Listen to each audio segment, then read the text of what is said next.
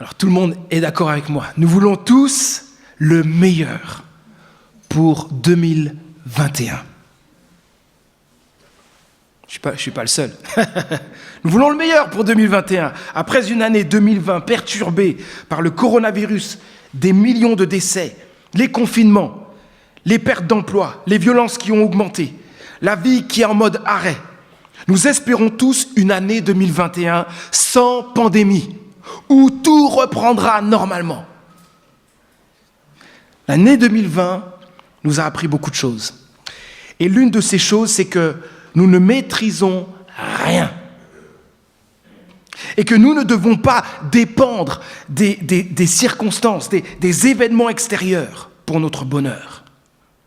Nous devons apprendre à être stables dans notre être intérieur, en dépit des circonstances qui ne cessent de bouger. Comme je l'ai dit il y a 2 semaines, plus que jamais, nous avons besoin, tous besoin, d'un avenir stable, d'un avenir sûr et inébranlable. Nous avons vu ensemble que Dieu, notre Créateur, nous propose un enfant roi. Jésus lui-même, le sauveur du monde. Dans ces temps troublés, nous pouvons avoir un avenir certain, un avenir stable, un avenir inébranlable si nous faisons le choix de placer notre foi en Jésus-Christ, afin de recevoir le pardon des péchés, une relation rétablie avec Dieu, la vie éternelle. C'est énorme ce que Dieu nous propose. Mais écoutez ceci. Dieu ne veut pas seulement nous donner un avenir stable et certain, ce qui est énorme déjà. Il veut nous rendre aussi stables aujourd'hui, dans notre quotidien, dans notre être intérieur, quelles que soient les circonstances extérieures. Dieu veut nous rendre stables, forts, pour que nous tenions ferme et lui restions fidèles quand nous sommes attaqués par les tentations, les soucis de la vie, les épreuves, le diable, les persécutions, l'hostilité, le rejet, le coronavirus, etc., etc. Dans notre être intérieur, Dieu veut nous rendre plus forts, plus matures, plus réfléchis, plus sages pour faire ce qui lui plaît et ce qu'il y a de meilleur pour nous. Dieu veut pour nous la paix. Il veut pour nous la joie, le bonheur, l'épanouissement dans notre être intérieur sans que cela dépende des circonstances extérieures. Et l'une des clés pour être stable est de cultiver de bonnes pensées. De veiller sur ce qui les influence et les alimente. De les nourrir délibérément de bonnes choses. Tommy Newberry, dans son livre « Le principe Philippiens 4.8 », a écrit ceci au sujet de nos pensées. Je cite, « Ce que vous pensez de manière continuelle finit à la longue par marquer inévitablement les mots que vous prononcez et les choses que vous faites. » Il dit aussi, minute après minute, heure après heure, dans l'atelier caché de votre esprit, vous êtes en train de construire les pensées du bien ou du mal, de la dépression ou de la joie, du succès ou de l'échec. Vous êtes en train d'écrire l'histoire de votre propre vie au travers de chacune de vos pensées subtiles et silencieuses. Et enfin, il dit ceci, chaque pensée individuelle compte. Chaque pensée individuelle compte. Mes amis, pour une bonne année 2021, nous devons faire attention à nos pensées. Nous devons les nourrir de bonnes choses afin d'être stables dans notre être intérieur et continuer à faire ce qui plaît à Dieu en toutes circonstances. Bien sûr, on veut que toutes les circonstances, tout à l'extérieur aille mieux. Et on se dit, si tout va mieux, c'est à ce moment-là qu'on sera dans le bonheur. Mais ce n'est pas ainsi que Dieu en parle, du bonheur et de la joie en lui et de la paix. Ce que Dieu propose, c'est en dépit des circonstances. Nous commençons, comme je l'ai dit dans les annonces, nous commençons une série de messages qui s'intitule « Nourrissons nos pensées de ». 3 petits points, basés sur un seul verset, donc Philippiens 4, verset 8. En lisant cette lettre aussi riche, la lettre de Philippiens, on comprend très vite que l'apôtre Paul qui a écrit, et lui qui était en prison à cause de sa foi, n'a pas du tout chômé. Il écrit aux croyants de Philippe pour plusieurs raisons. L'une de ces raisons était de les encourager à tenir ferme face aux épreuves et aussi face à ceux qui sont ennemis de la croix du Christ et détournent de l'Évangile. Il le dit ainsi dans Philippiens chapitre 4, verset 1. « Mes frères bien-aimés, vous que je désire tant revoir, vous qui êtes ma joie et ma récompense, c'est de cette manière, mes chers amis, que vous devez tenir ferme en restant attachés au Seigneur. » C'est ainsi que vous devez tenir ferme. Et là, on a toute la suite de Philippiens, du chapitre 4, qui dit comment tenir ferme. Et c'est à partir donc de ce verset 1, que Paul invite ses lecteurs à une stabilité intérieure inébranlable par le maintien de l'harmonie dans l'Église, la joie en Dieu, la paix qui vient de Dieu, l'humilité façonnée par sa présence et l'espérance, la confiance en Dieu, une vie de prière et la gratitude. Et quand on y pense, c'est fou de parler de joie et de paix quand on est en prison. Dans cette lettre, Paul reconnaît bien que ce qu'il vit en prison est vraiment pénible. Mais en même temps, il dit expérimenter dans sa prison cette stabilité spirituelle intérieure, cette joie et cette paix dont il parle. Il invite ses lecteurs à vivre ce qu'il vit avec Dieu et qui ne dépend pas des circonstances. Je suis en prison, mais la paix et la joie de Dieu sont là. N'est-ce pas ce que nous voulons en 2021 ? Regardez avec moi ce que Paul dit sur nos pensées dans Philippiens chapitre 4, verset 8. Donc je recite le texte que nous mémorisons, que nous voulons mémoriser ce mois-ci. « Frères, nourrissez vos pensées de tout ce qui est vrai, noble, juste, pur, digne d'amour ou d'approbation, de tout ce qui mérite respect et louange. » Nous allons maintenant nous arrêter sur la première partie du verset. « Nourrissez vos pensées de tout ce qui est vrai. » C'est quoi se nourrir de tout ce qui est vrai ? Se nourrir de tout ce qui est vrai, c'est méditer sur la vérité et se laisser façonner par la vérité. Voici 3 choses pratiques que je vous propose de faire, de vivre, pour que toute notre vie, toute notre année 2021 soit façonnée par tout ce qui est vrai. Premièrement, méditons sur le Dieu de vérité. Voici comment la Bible décrit Dieu dans Deutéronome chapitre 32, verset 4.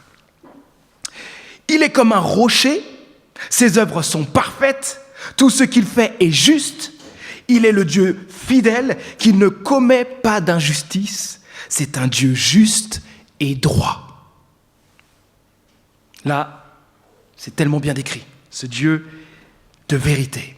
Dieu est un Dieu fidèle, juste, dans tout ce qu'il fait, intègre, sûr, stable, totalement digne de confiance.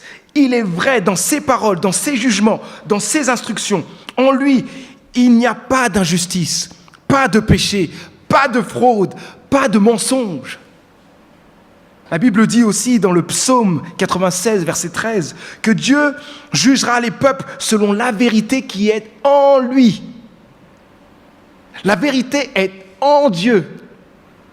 La Bible dit aussi que tout ce que Dieu dit, et même ses commandements qui révèlent qui il est, ne sont que vérité. Le psalmiste le dit ainsi en parlant directement à Dieu dans le psaume 119. « Tous tes commandements sont vérité. » Pour se nourrir du Dieu de vérité, nous avons besoin que notre relation avec lui soit rétablie avant tout. À cause de nos péchés, nous sommes séparés de lui pour l'éternité. La solution à notre misère, c'est Jésus qui la donne. En fait, la solution, c'est Jésus lui-même. Voici ce que Jésus dit de lui-même dans Jean chapitre 14, verset 6. « Je suis, moi, le chemin, la vérité et la vie. Personne ne va au Père sans passer par moi. » Jésus dit de lui-même ici qu'il est le chemin qui mène à Dieu, la vérité même de Dieu et la vie de Dieu. Jésus est la vérité car en lui, Dieu est expliqué. Et tout le plan de Dieu annoncé par l'Ancien Testament, toute cette première partie de la Bible, se trouve réalisé en Jésus-Christ. Jésus est le seul à connaître parfaitement Dieu, car il est lui-même Dieu. Il est le seul à pouvoir rétablir notre relation avec Dieu pour le connaître intimement, profondément et éternellement. Si nous reconnaissons nos fautes et plaçons notre foi en Jésus-Christ, il nous conduit à Dieu éternellement. Alors, si quelqu'un ce matin n'a pas placé sa foi encore en Jésus-Christ, viens à lui maintenant. N'attends pas demain. Pour nous qui avons placé notre foi en Jésus-Christ, Dieu nous appelle à nous nourrir de lui, qui est vérité. Et combien on en a besoin aujourd'hui dans un monde instable, dans une année 2021 faite de brouillard, d'un Dieu stable. Si je veux être stable à l'intérieur, j'ai besoin du Dieu qui est stable. Lui, il est stable. Lui, c'est un Dieu de vérité. Nous pouvons non seulement, pour méditer sur le Dieu de vérité, nous pouvons non seulement lire tous les passages bibliques qui disent que Dieu est fidèle, juste, vrai, mais aussi tout simplement lire toute la Bible. Car la Bible elle-même dit que dans la Bible, on retrouve que la parole de Dieu, la Bible, est appelée parole de vérité. Et on l'a vu tout à l'heure que les commandements et même les promesses sont vérité. Je me souviens avoir discuté avec une personne de l'Église sur l'impact d'une lecture régulière de la parole de Dieu. Cette personne va peut-être se reconnaître. Nous lisions ensemble le livre d'Ézéchiel. Lire ce livre m'a amené à avoir une vision aiguë de la grandeur de Dieu et de son côté redoutable. Bien sûr que je sais que Dieu est grand et redoutable. Bien sûr, je le sais. Mais le lire au quotidien m'a permis d'avoir cette vision de Dieu jour après jour. Lire la Bible jour après jour peut vraiment avoir un fort impact dans ta vie. Oui, je sais, j'ai déjà lu la Bible en entier, etc. Mais la lire au quotidien, ça, c'est tout autre que simplement la connaître ou l'avoir lue déjà en entier. Dieu, cette vision de Dieu, continuer à avoir cette intimité avec Dieu, à avoir les pensées de Dieu, on en a besoin tous les jours. Nourrir nos pensées de la parole de Dieu et nous rappeler que Dieu est vérité nous aidera à être plus stables dans notre être intérieur et à faire face aux épreuves de la vie. Écoutez les bénéfices concernant la vérité de la parole de Dieu. Elle sauve, elle rend libre, elle rend plus sage, plus saint, et aussi plus sage. Elle transforme, elle affermit pour toujours, elle rend pur, elle amène à un amour sincère, elle protège contre les attaques de Satan. Et la liste est encore courte, puisqu'on pourrait aller encore plus loin. Nous nourrir de la vérité, c'est faire attention de ne pas nous nourrir des informations. Bizarre que je dise ça ce matin. De choses négatives, de relations toxiques, de films qui nous transmettent des valeurs contraires à celles de Dieu. Se nourrir de la vérité, c'est l'utiliser pour filtrer ce que nous écoutons et regardons. J'entends des personnes qui passent leur temps à écouter des soi-disant secrets ou découvertes qu'on nous aurait cachés, sur des choses, oui, qu'on nous aurait cachées. Puis j'entends aussi plusieurs passer des heures et des heures à écouter les informations. Certains m'ont déjà entendu dire, en parlant à ceux qui peut-être passent par des temps où ils sont dans la crainte, dans la peur, par rapport à tout ce qui se passe aujourd'hui, souvent je pose cette question, est-ce que tu te nourris des informations ? Qu'est-ce qui nourrit tes pensées ? Il n'y a rien de mauvais à écouter ce qui se passe. Mais c'est autre chose quand nous passons des heures à écouter toutes sortes de choses.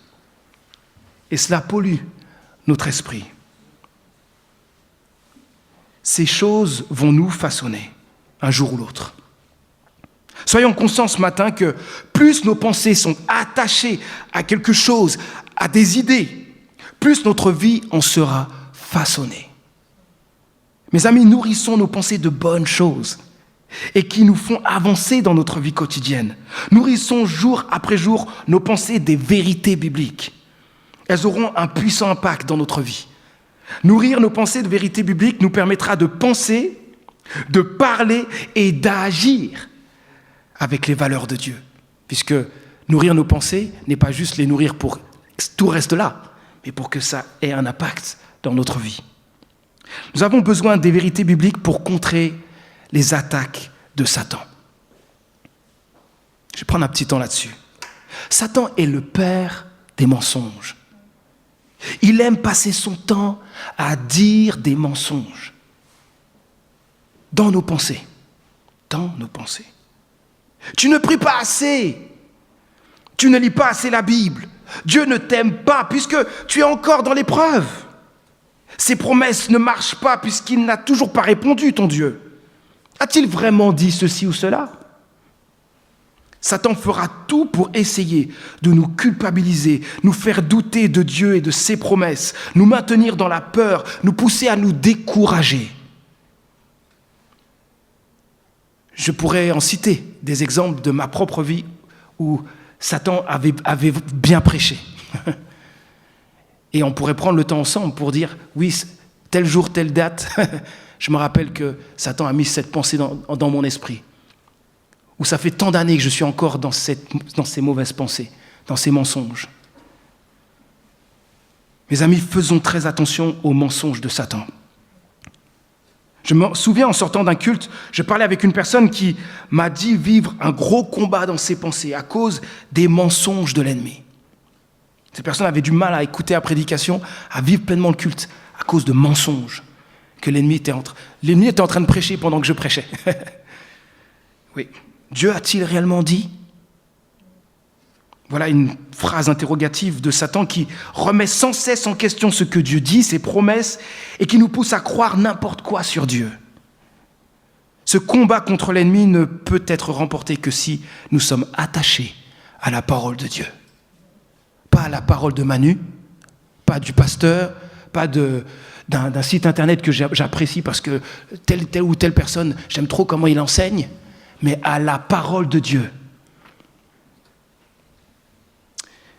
Et qu'a fait Jésus quand il a été tenté ? Vous vous rappelez ? Il a dit à 3 reprises, il est écrit. Il est écrit. Il est écrit. Jésus ne s'est pas servi de pensées intéressantes, de pensées populaires, de belles phrases toutes faites, connues de tous, de pensées positives, etc. Mais il s'est servi de la parole de Dieu. Jésus nous rappelle par son exemple que nous devons tous être attachés à la vérité.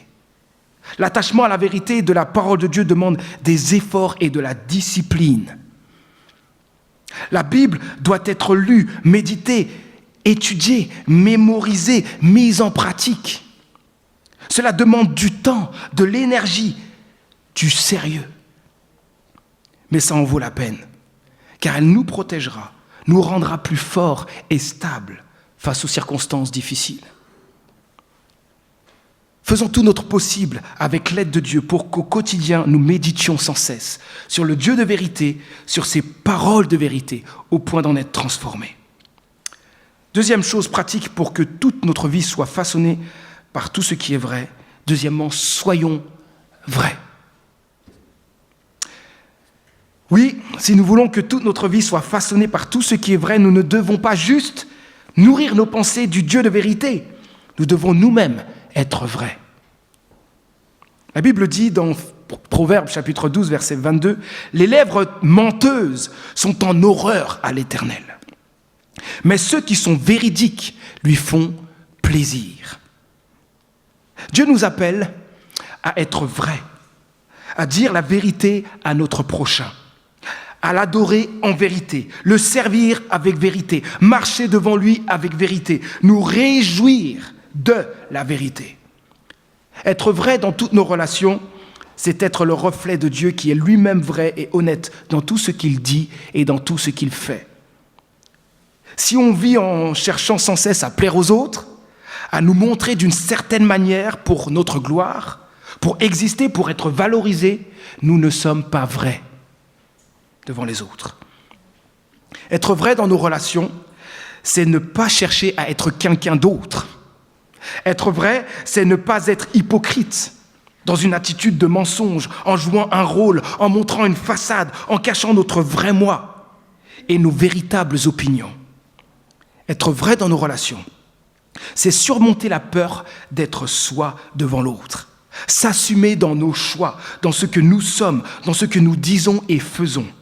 C'est oser être différent, oser nager à contre-courant à cause de notre foi, avoir notre propre point de vue différent des autres. C'est avoir le courage de dire nos convictions, nos opinions, nos valeurs et notre foi. C'est aussi être une personne qui tient parole et qui est totalement digne de confiance. Être vrai, c'est montrer qui nous sommes, tout en respectant les autres. Cela me fait penser à vous qui êtes dans un travail où il est difficile d'être vrai en tant que croyant, difficile d'être un témoin de Christ auprès de vos collègues. Je sais combien il peut être difficile au travail de maintenir nos valeurs, quand tout autour de nous va à l'encontre de nos convictions. Être intègre est un gros défi pour plusieurs et demande beaucoup de courage. Que Dieu soit votre secours pour continuer à avoir un comportement qui reflète le Dieu de vérité. J'ai discuté dernièrement avec une personne qui avait des difficultés dans sa famille. J'étais triste d'entendre combien c'était difficile pour les uns et les autres d'oser se dire la vérité sur leurs blessures du passé et dans les relations qu'ils vivent entre eux pour pouvoir guérir. Je me rends compte avec beaucoup de tristesse que beaucoup de problèmes de couple aujourd'hui et de famille viennent du fait qu'on n'ose pas parler des vrais problèmes, de blessures. On n'ose pas prendre le temps de se poser pour dire ce qui ne va pas, pour reconnaître nos erreurs et trouver des solutions. C'est difficile d'oser se dire la vérité quand ça peut faire mal. Oh, sous la colère, certains ou plusieurs savent dire la vérité, mais l'effet est plutôt destructeur. Oser se dire la vérité doit se faire avec humilité, avec amour, et pour construire, en étant prêt à reconnaître nos torts. Mais cela n'est pas chose facile. Mais ça règle tellement de problèmes. Je ne sais pas où vous en êtes dans vos relations de famille, au travail ou avec des amis. J'espère que ce ne sont pas des relations de façade. S'il y a blessure, des choses à régler, ne restez pas sans en parler. Et pour y arriver, peut-être demander tout simplement, c'est même pas peut-être, demander de l'aide à Dieu. Priez pour cela. Et peut-être demander de l'aide à une personne de confiance pour savoir comment vivre une démarche avec une autre personne, pour vivre des relations plus profondes et vraies. Nous devons aussi être vrais dans notre relation avec Dieu. Ça peut surprendre que je dise cela. Être vrai avec Dieu, c'est reconnaître sans cesse notre besoin de lui. C'est ne pas être faux quand nous nous adressons à lui. À quoi bon se montrer fort devant lui quand nous sommes si faibles ? Je n'aurais pas parlé de ce point si je n'avais pas vécu quelque chose il y a 2 ans. En discutant avec une personne de mon passé et de mes combats personnels, j'ai été surpris de voir que je n'avais jamais parlé à Dieu de certaines choses profondes. Cela m'a beaucoup aidé de permettre à Dieu d'aller loin dans le fond de mon cœur pour me façonner, me guérir, là où j'avais besoin de lui, là où j'avais encore des blessures, afin qu'il agisse en moi et me permette d'être encore plus une bénédiction pour les autres. Osons parler à Dieu de tout, de nos moindres combats, de nos difficultés, de nos fragilités, des relations difficiles, de choses qui nous tracassent, nous inquiètent, nous font peur. Dieu veut agir dans tous les domaines de notre vie, Mais nous limiterons son action et ses bénédictions dans notre vie si nous ne le laissons pas entrer au plus profond de notre cœur pour nous consoler, nous fortifier et nous transformer. Apprenons à vivre une relation plus profonde avec Dieu en lui disant tout de nous. Ne laissons aucun péché envenimer notre relation avec lui, mais confessons tout de suite ce que nous avons fait de mal en croyant dans son pardon, dans sa grâce, dans son amour. La Bible, comme je l'ai dit un peu plus haut tout à l'heure, nous invite à adorer et aussi à servir Dieu avec vérité, aussi avec amour, joie, reconnaissance.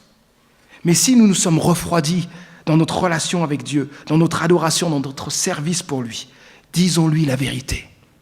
Ne le servons pas en étant faux. Cela lui déplaît. Soyons vrais.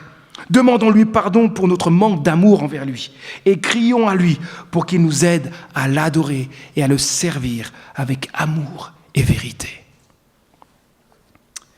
Et je vous encourage dans les temps de culte que nous avons dimanche après dimanche, quand on vous appelle, on dit « Venez, chantons tel chant » et puis on se met debout et tout le monde chante.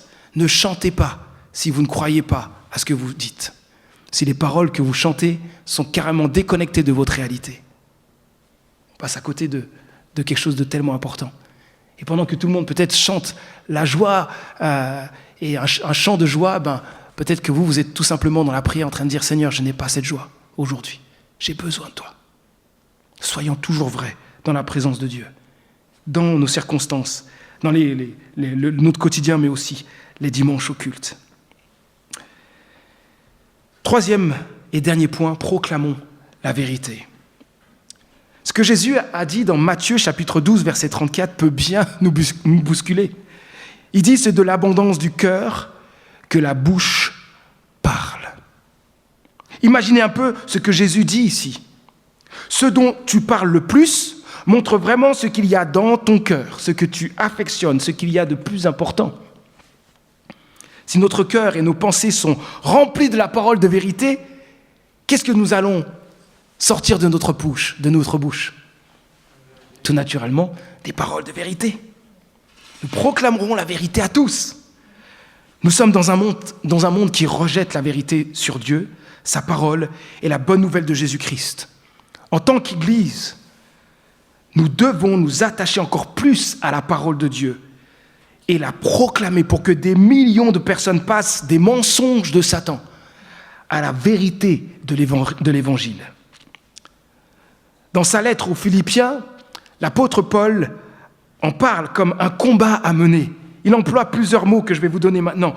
Il dit, nous devons combattre pour la cause de l'Évangile. Il dit aussi servir la cause de l'Évangile. Il dit aussi défendre l'Évangile. Et il finit en disant annoncer ce message sans crainte.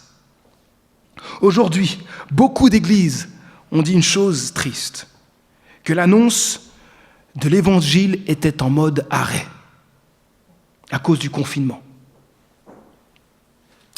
Mais en même temps, je vois sur Internet beaucoup de créativité pour annoncer l'Évangile.